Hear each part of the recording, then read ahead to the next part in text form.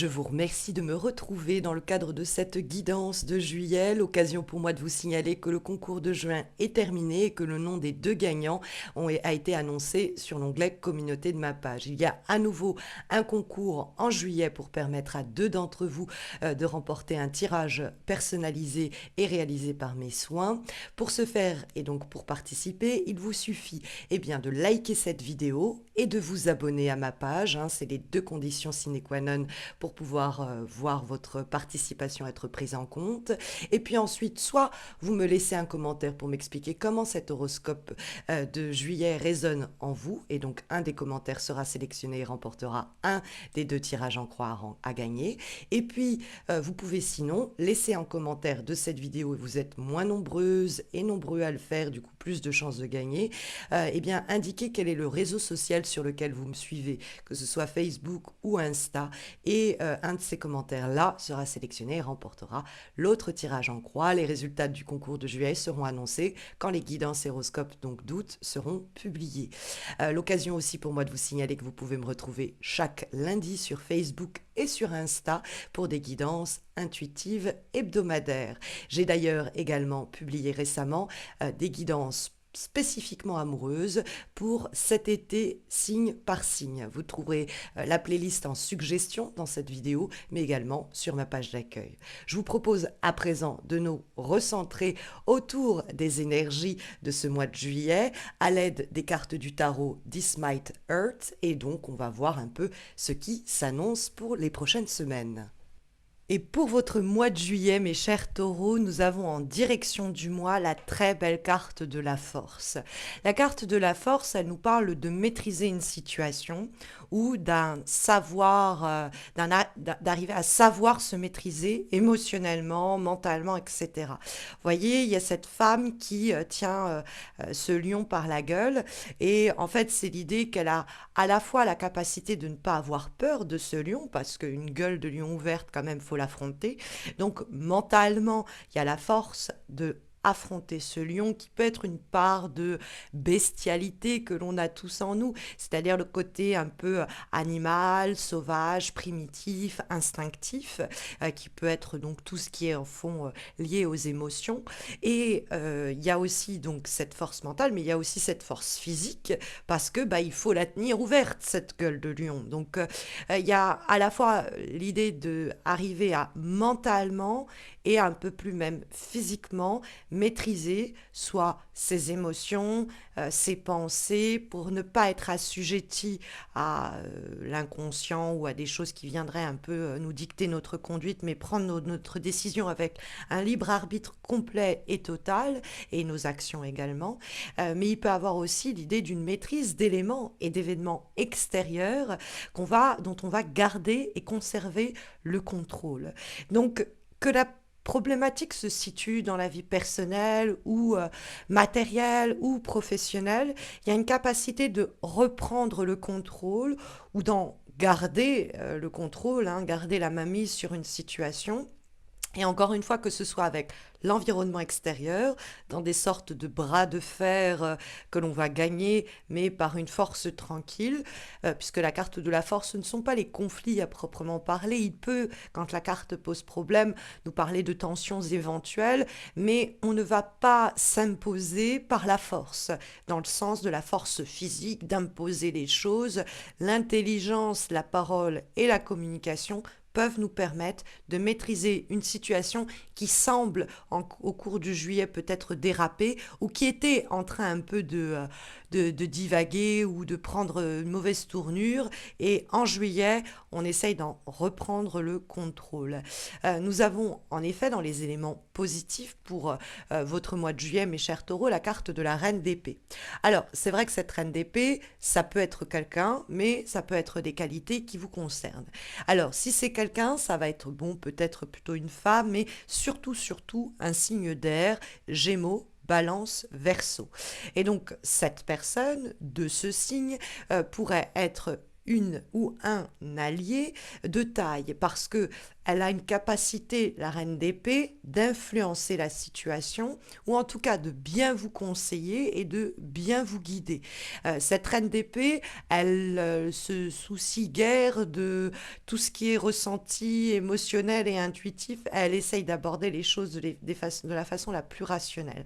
Donc ça peut être quelqu'un qui vous aide par la discussion, la communication, à maîtriser un petit peu ce que vous ressentez ou des problématiques qui semblaient pendant un moment un peu vous déborder, vous dépasser.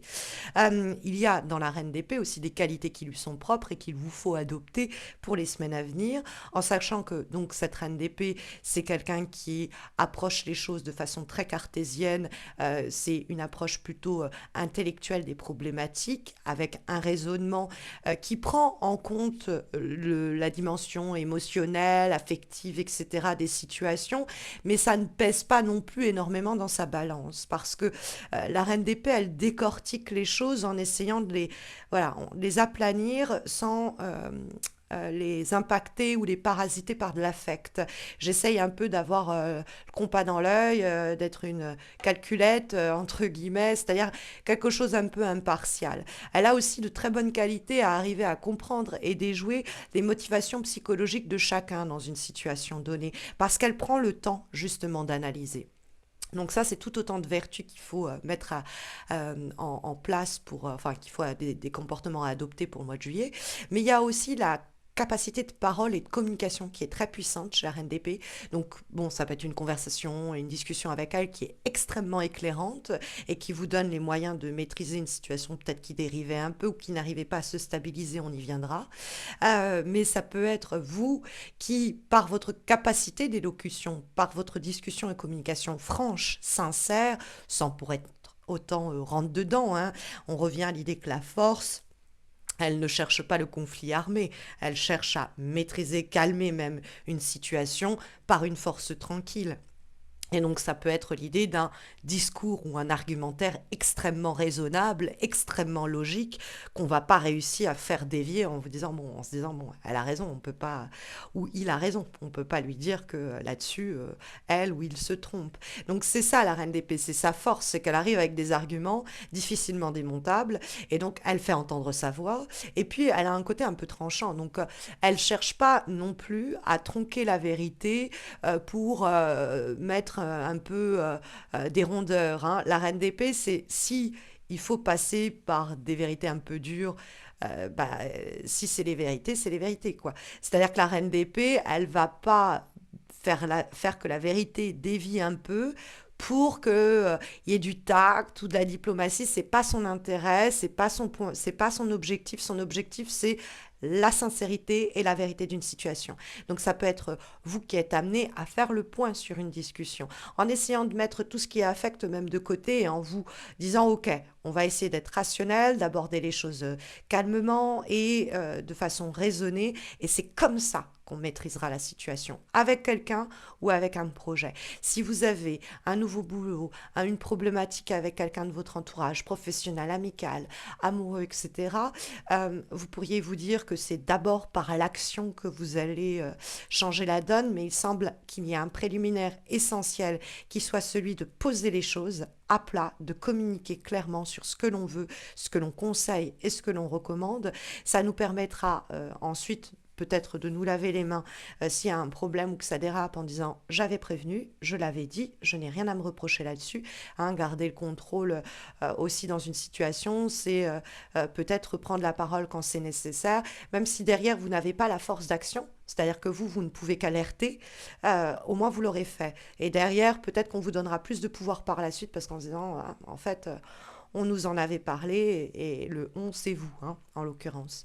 Euh, on a en face le 4 de bâton. Le 4 de bâton, il pose problème. Il est dans les obstacles, il est dans les difficultés des semaines à venir. Donc ça peut être des situations qui posent problème, ça peut être des attitudes à éviter ou des personnes ou quoi. Et le 4 de bâton, c'est normalement une carte qui est liée à l'idée même de stabilité et de fondation. Et quand la carte pose problème, c'est comme si vous aviez une chaise, une table plutôt, et qui avait que 3 pieds. Donc la table, elle tient debout. mais vous pouvez rien poser dessus. Elle est trop bancale, et donc le 4 de bâton, c'est une période où on est dans cette table à trois pieds. On n'a pas encore pu mettre le quatrième pied, donc on est dans cette phase d'entre-deux qui peut d'ailleurs susciter des disputes, des tensions, des problèmes de communication au sein d'une équipe, au sein d'un foyer. Le 4 de bâton, ça peut être votre famille de cœur, votre famille de sang, ça peut être votre famille professionnelle. Hein, c'est le chez-soi, mais quand on est au travail, c'est le second chez-soi. Donc ça peut être aussi la famille par extension. Et on sent qu'il y a des disputes, des tensions. On sent que, sinon plus largement, une situation n'a pas encore réussi à trouver tous les éléments pour s'établir. On n'a pas encore les bases essentielles. Et donc, il va falloir prendre des décisions peut-être un peu tranchantes pour rééquilibrer les choses et éventuellement se distancer avec le 6 d'épée, se détacher mentalement, mais ça peut être aussi un vrai déplacement géographique, on va y venir. L'idée de se détacher de ce qui était source de combats, de conflits, de difficultés, ce qui n'était pas fluide. Parce que si vous regardez la carte du 6 d'épée, on a cette eau là qui est super agitée au premier plan, et puis lui, il se dirige vers une eau qui est complètement calme. Hein. On passe de l'Atlantique au Pacifique. Et il y a dans ce mouvement-là l'idée d'une situation toxique ou de quelque chose qui nous a beaucoup remué, qui a été très tempétueux, tumultueux, mentalement difficile, qu'on laisse derrière soi. C'est effectivement encore une phase intermédiaire que le 6 d'épée va décrire. C'est une période de passage. Hein, donc on entreprend des choses, on réfléchit, il y a des résolutions importantes qui sont prises et qu'on doit passer à l'action. Il y a vraiment un raisonnement, une réflexion, des échanges, des conversations qui vous permettent peut-être d'y voir plus clair dans quelque chose qui était jusqu'à là encore un peu bancal, qui vous permettent de vous détacher de ce qui était toxique et de reprendre le contrôle d'une situation donnée ou la réaffirmer, voire pleinement l'assumer. Donc il y a une reprise de contrôle qui est fabuleuse pour le mois qui vient. Alors peut-être qu'on vous y aide, peut-être que vous en êtes l'unique responsable, mais c'est, ma foi, favorable. Alors, je me dis que la reine d'épée, ça peut être quelqu'un, quand on voit l'avant-dernière énergie que vous avez, qui est issue de l'oracle quantique, du quantique, et nous avons la femme aimante. Alors, sous la reine d'épée, c'est d'autant plus exacerbé de repérer ces deux femmes, donc il peut avoir vraiment quelqu'un qui est là pour vous écouter, ou pour vous aider peut-être à articuler votre propre pensée, ou vous donner des conseils pour le faire, mais c'est vrai que la carte de la femme aimante, elle va avoir tendance quand même à nous parler d'une influence positive sur votre vie qui vient d'une personne de sexe féminin. Vous pourriez également endosser la figure de cette reine d'épée comme de cette femme aimante. C'est-à-dire que vous avez beau être très cartésienne, très logique et très rationnelle dans vos conseils, ça n'empêche que tout est fait avec respect, avec amour, hein, la carte de la force dont je vous parlais. On n'est pas juste avec le tranchant du bord pour parler ou s'exprimer ou faire entendre sa vérité. Ici, il y a en effet de la tendresse dans cette carte-là. Donc soit il y a voilà, une énergie de ce type qui va se développer et se déverser dans votre quotidien en juillet, et puis c'est très bien, c'est peut-être une collègue, quelqu'un de votre famille, ça peut être une nouvelle relation amoureuse. Hein. La femme, ça peut être vous qui êtes dans cet état-là du cœur tendre et aimant. Mais ça peut être aussi une autre femme dont l'énergie, ma foi, est très positive. Vous pourriez aussi être cette femme aimante et avoir cette énergie positive dans une situation un peu bancale dans laquelle vous arrivez à remettre de l'ordre par votre force tranquille, par votre tendresse aussi, par votre amour. Parce qu'il y a quelque chose qui se complète très bien entre cette reine d'épée qui peut paraître à prime abord un peu froide, un peu brute de décoffrage, et puis qui allie à son intelligence des mots et sa parole, eh bien le cœur. Donc ça, ce sont tout autant de qualités que vous pouvez endosser et qui vont favoriser les situations et les relations du mois de juillet. Comme dernière carte qui est issue de l'oracle des moments mystiques, nous avons la lame de la maison, et donc c'est ma maison à mon château. Alors c'est intéressant parce que le 4 de bâton, il est aussi en rapport avec le foyer et la maison, je vous en parlais tout à l'heure. Donc cette carte-là, elle parle de l'expérience de vie, de la connaissance, de la croissance, de la maturité par l'âge, donc des années qui font leur travail et qui nous apportent une meilleure maîtrise des situations que l'on rencontre grâce à la sagesse qu'on a pu acquérir. Donc c'est l'idée que plus elle vieillit, plus sa forteresse grandit, et cette forteresse qui, plus que lui tenir compagnie, va la protéger de la douleur, va lui fournir des fondations pour qu'elle puisse pleinement voyager. Et là, on va revenir au 6 d'épée qui nous parlait de se détacher, de se distancer de quelque chose.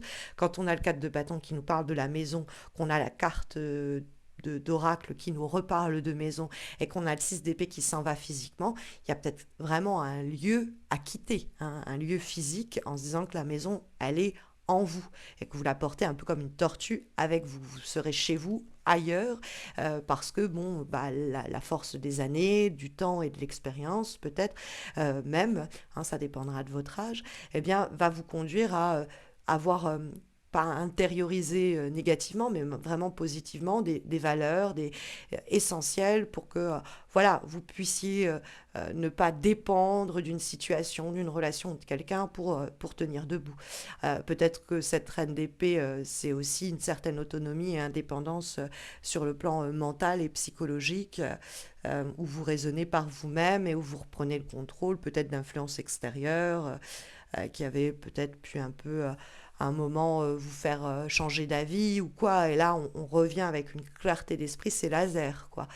Et ça peut conduire à l'idée de se distancer ou de se détacher de quelque chose qui semble à prime abord ou qui semblait à une époque être notre famille mais qui ne l'est plus, ou qui semblait être notre cocon mais qui est devenu peut-être une prison, quelque chose dont on pourrait peut-être se détacher et ce serait profitable, notamment sur le plan amoureux, même si on n'a pas beaucoup de cartes de ce type-là, hein, sur le plan sentimental, malgré la confiance réciproque de la force.